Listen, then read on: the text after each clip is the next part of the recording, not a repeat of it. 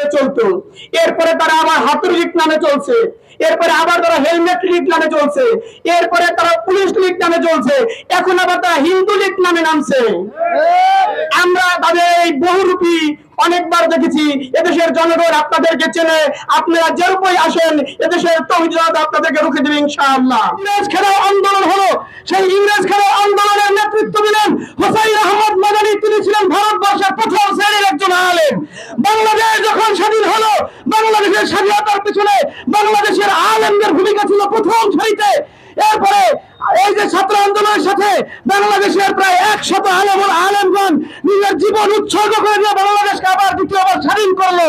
কিন্তু দুঃখের বিষয় হলো, যখনই আমরা একটা স্বাধীনতা অর্জন করি, অর্জন করার পরে কিছু ফ্যাসিস্ট এসে সেই আন্দোলনের ক্রেডিট নিয়ে নেয়, উলামায়ে কেরামের অবদানকে ভুলে যায়।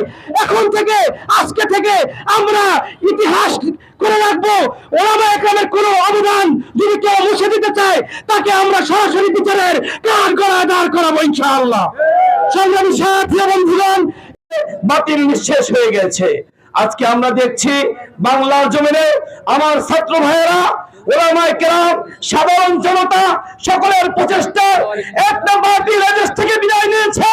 আমরা চাই আবারও যেন কোনো বাতিল শক্তি বাংলার জমিনে আবারও যেন তারা ক্ষমতা দখল করতে না পারে, ঠিক কিনা বলেন?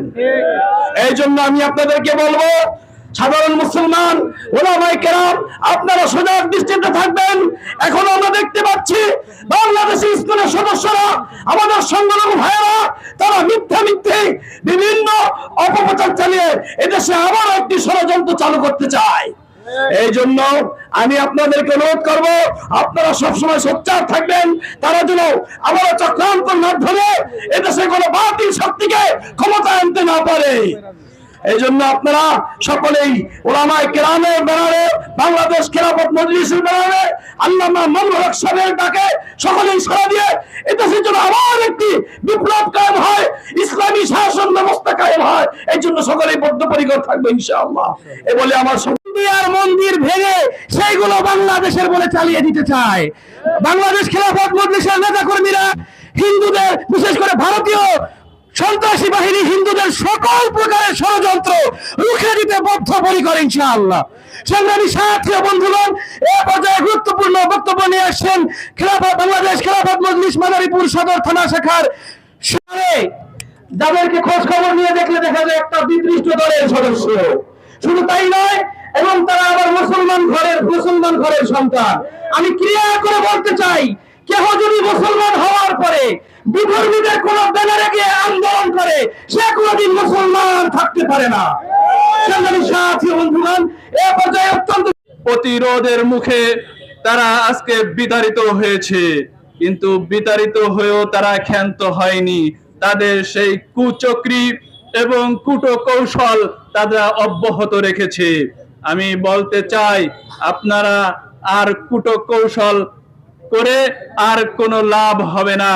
আপনাদের কূটকৌশলকে অবিলম্বে বন্ধ করুন, নচেত এই দেশের জনতা আপনাদেরকে এই দেশ থেকে একেবারে চিরতরে ইতিহাস থেকে মুছে দিবে। আমি বলতে চাই, প্রিয় ভাইয়েরা আমার, আজকে এই দেশ থেকে আজকে তারা বিতাড়িত হয়ে আজকে হিন্দুদেরকে উস্কে দিচ্ছে।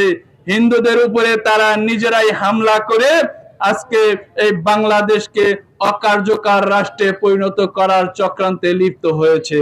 তাদের এই চক্রান্ত কোনোদিনই সফল হবে না, কোনোদিনই এই চক্রান্ত তাদের বাস্তবায়ন হবে না। আল্লাহ রাব্বুল আলামিন তাদের এই চক্রান্ত